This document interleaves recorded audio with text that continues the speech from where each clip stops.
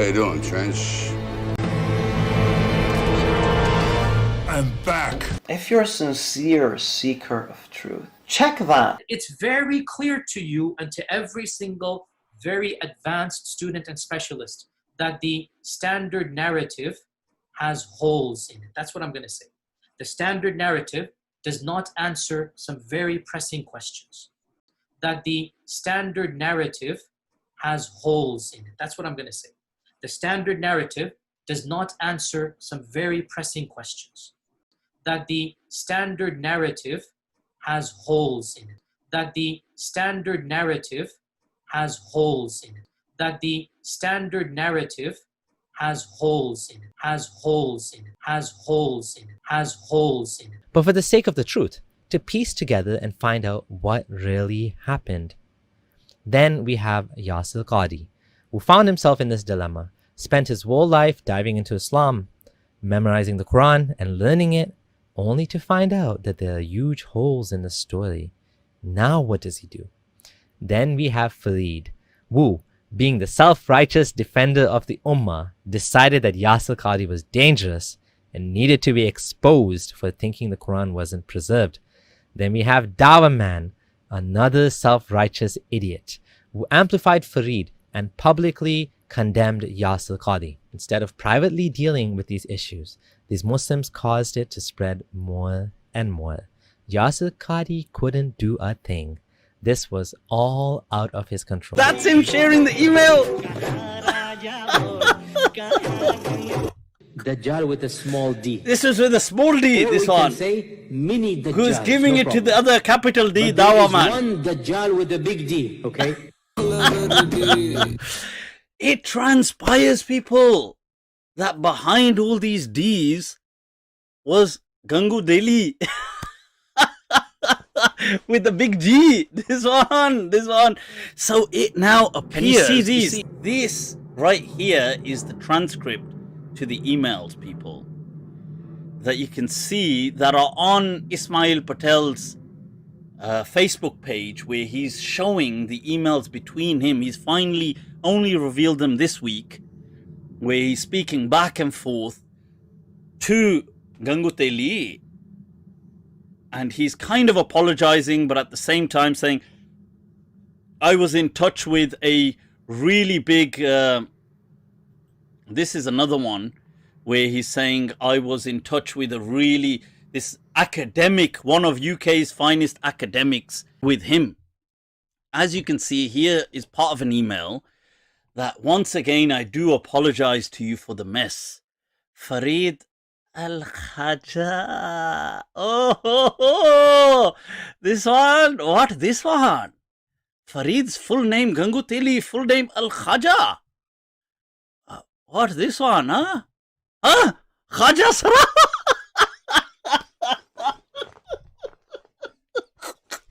Khaja Sara in Urdu is... I couldn't help it, people. I couldn't help it. I had to do this, okay? But this...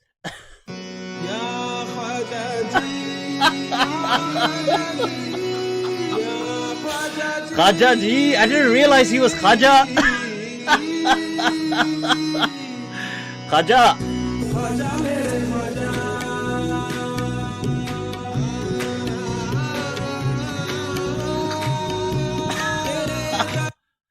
Allah, Allah, Allah, Allah. So Khaja ji, so right here, anyway, coming back to these emails, you've got, it was leaked. You've got Khaja does, bring it back in here. He owns up. This did make me think, actually, was that what the TS stood for in his TS? Naughty, naughty, naughty, naughty.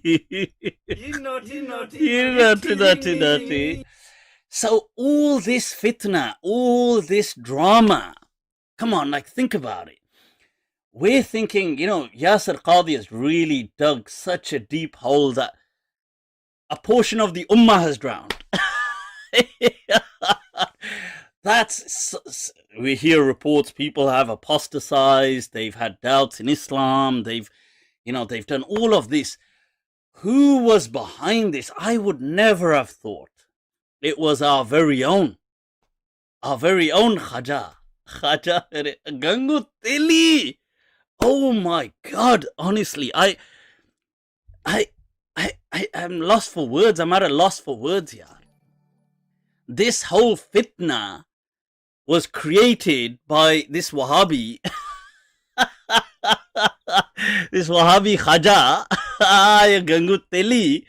What the hell was he trying to do? He was trying to save the ummah by exposing emails to Dawaman, because Dawaman's friend is one of the best academics in the UK. It was like, whoa, oh my God. I was like,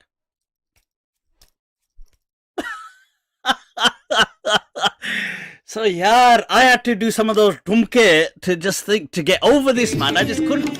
I felt like this is, look.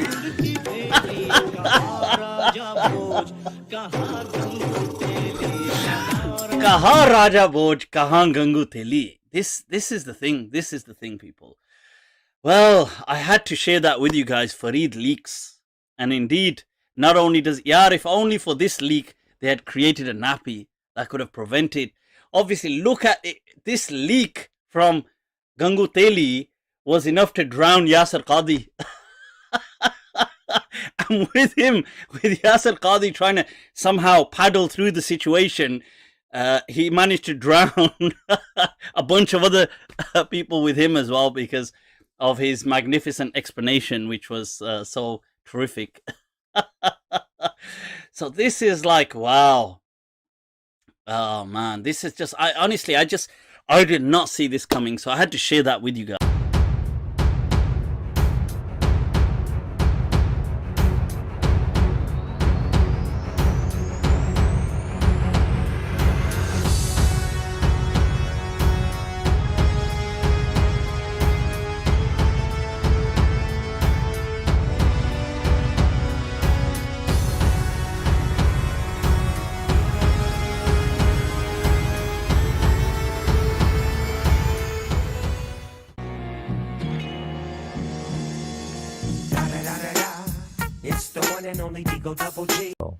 Now fast forward 4 years, these leaked emails are still causing controversy and doubt, to the point where Mohammed Hijab, who had some rapport with Dr. Qadi, decided to bring these up in a safe dialogue on his platform.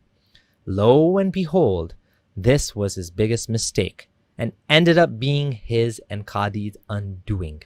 He asked Dr. Yasir Qadi about the preservation issue, saying that this was the most popular question that people had for him. On this point, I just wanted to go to another thing, which is probably the most, when I put on the community page, the most asked thing, which is, there was a video that was released by one of our brothers some time ago, Brother Imran, and he released this big video about the leaks of some kind of email chat that you were involved in about preservation of Quran. Okay. Yasir tried to hold him off and told him not to push the issue. What would you write?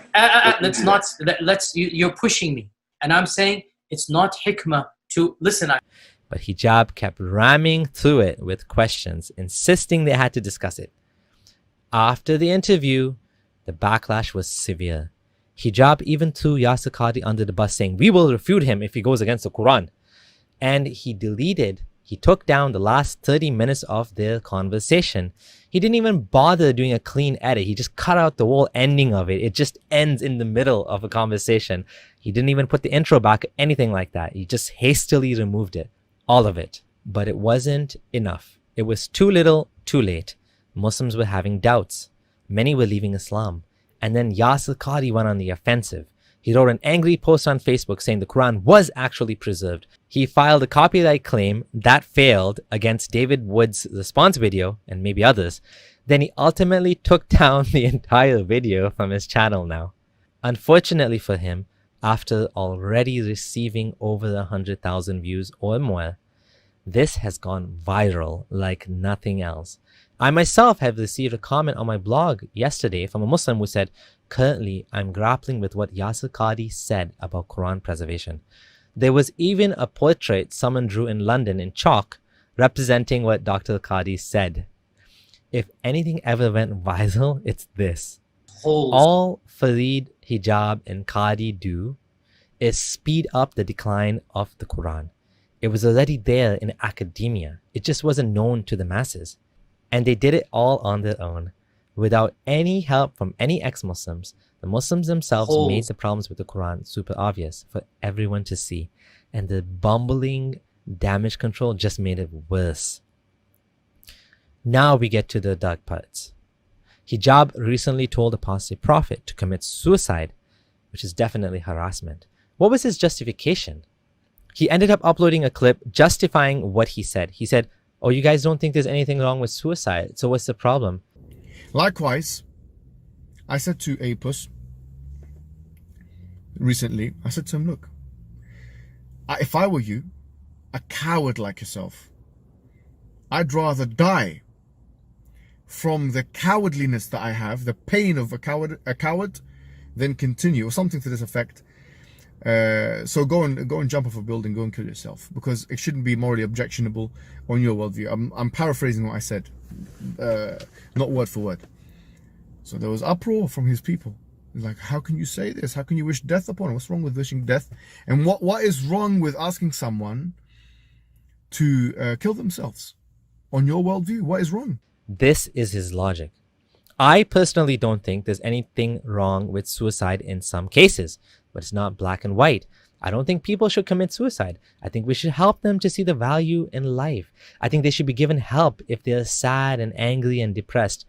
If they, however, ultimately do not want to live, it's their choice, as long as they have control of their mind and understanding what they're saying. I'm not against euthanasia with conditions. In no way whatsoever do I think it's okay to tell people to kill themselves. Just like I wouldn't go around telling Muslims to marry a 6-year-old. That would be stupid. Then in a recent video that Hijab uploaded, he was screaming and ranting things like, "You are an imbecile and weakling if you have doubts. Orientalist slave. Orientalists are all my students. No Christian shall dare challenge Islam. I am angry and shaking. Be scared of me. Doubts are embarrassing. You have doubts because you Muslims watch too much Netflix and don't read Islamic books. Too many emails about mass people leaving Islam. Imbecilic slaves. Be a man. Don't you dare come up to me and go use a toilet." Some Muslims can have doubts about it. I don't get it. But then you have Muslims say, "I have got doubts, I don't know," and this can't be quiet. Have some guts, be a man. Stop being the slave of the Orientalists. Come on, it's an inferiority complex. Why, man? Brother, I have doubts. What doubts, man?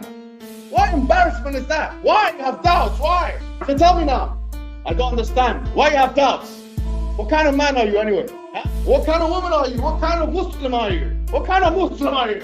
Let's be honest about the situation. Putting doubts in that one's heart and that one's mind and this one's soul. Quiet, man. David Wood, you've not read a damn thing. All you're reading is all you get your information from is me. I'm your teacher, boy. And all of you people, I'm your teacher to Orientalists. Wallahi, we are your teachers. And you know it. Don't pretend to be our teacher. You have nothing on us. You know nothing. Don't ever come and step up to us, wallahi. All of you. And thanks for listening to me. I'm shaking. You need to use the toilet now. I know you do. Now listen carefully.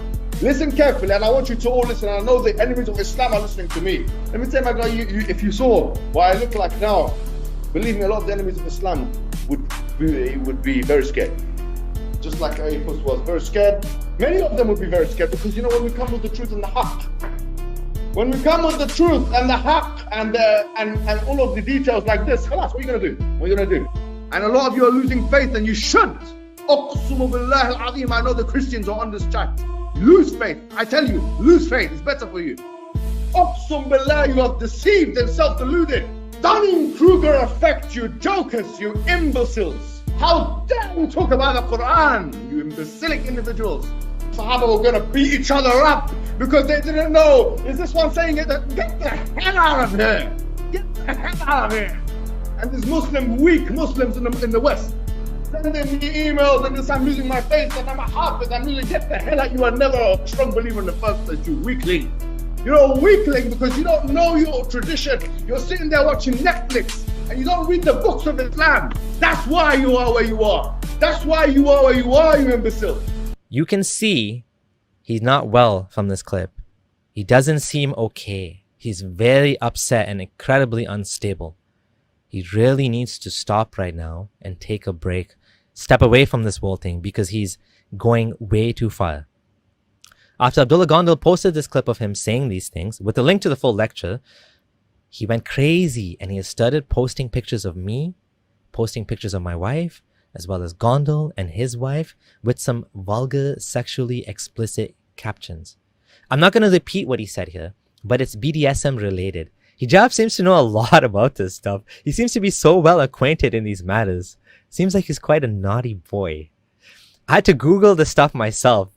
The most embarrassing thing here is that hijab is giving Muslims and non-Muslims knowledge of sexual kinks.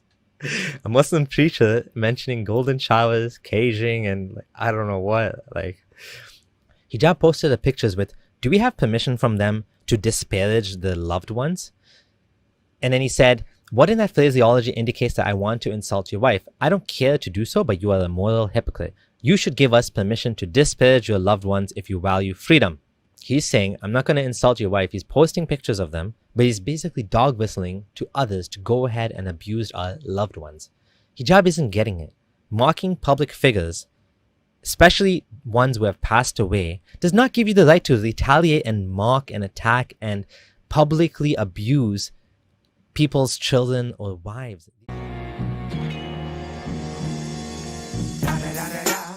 It's the one and only Digo Double G.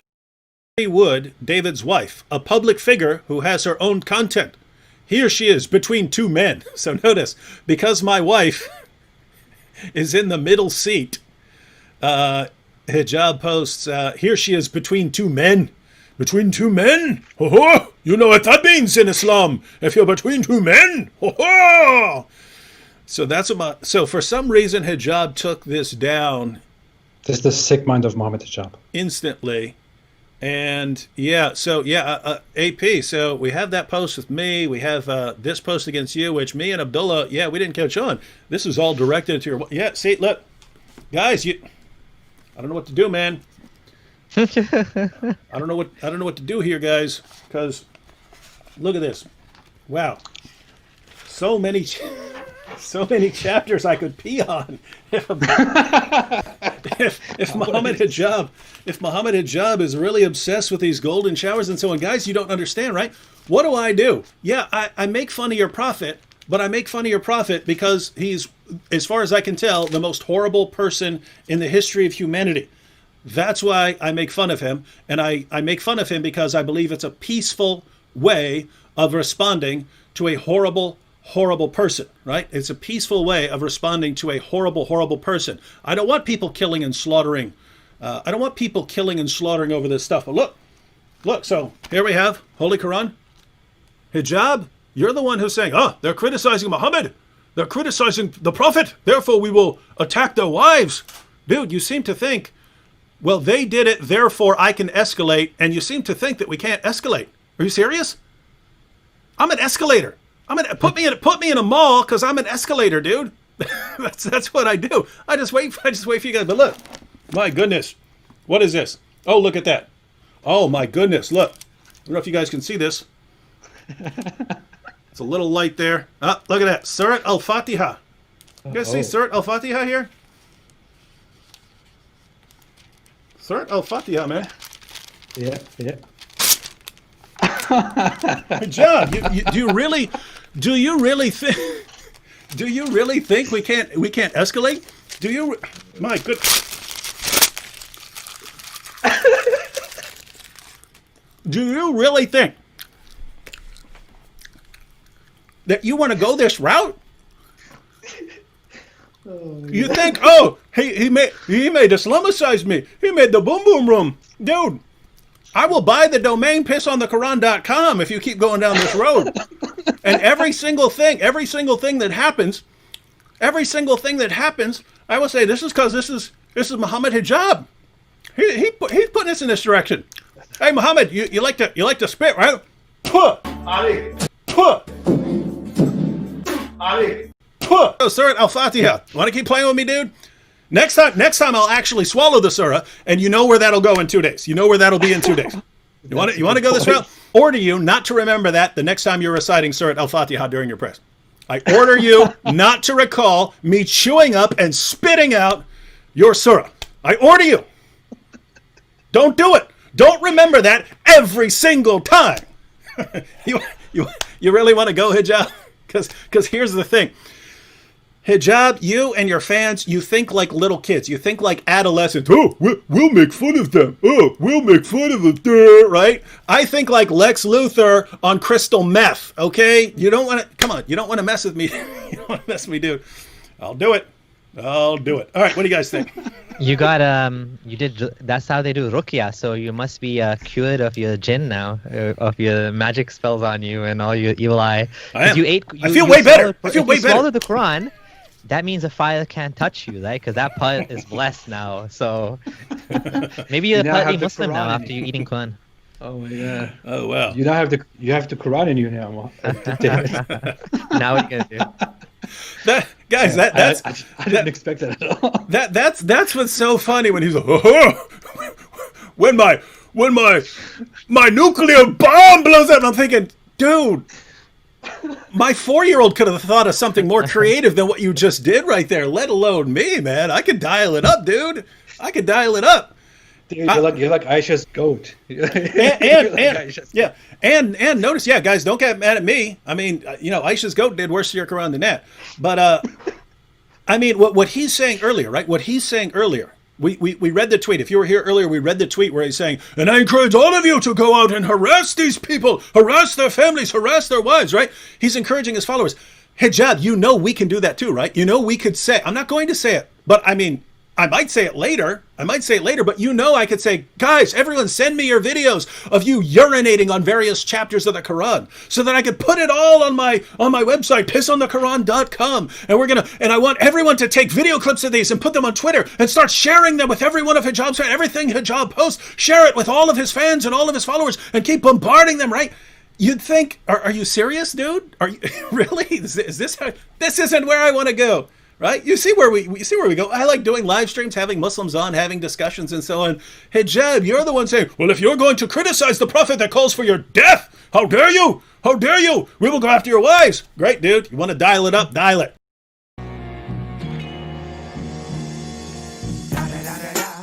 It's the one and only Digo Double G. That the standard narrative has holes in it. That's what I'm going to say. The standard narrative does not answer some very pressing questions. That the standard narrative has holes in it. That the standard narrative has holes in it.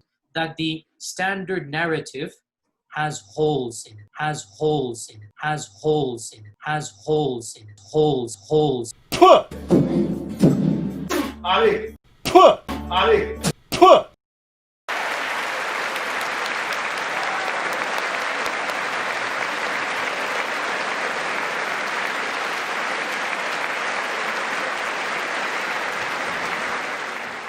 Anyways, I'm done. I'll be back. Surprise. Puh!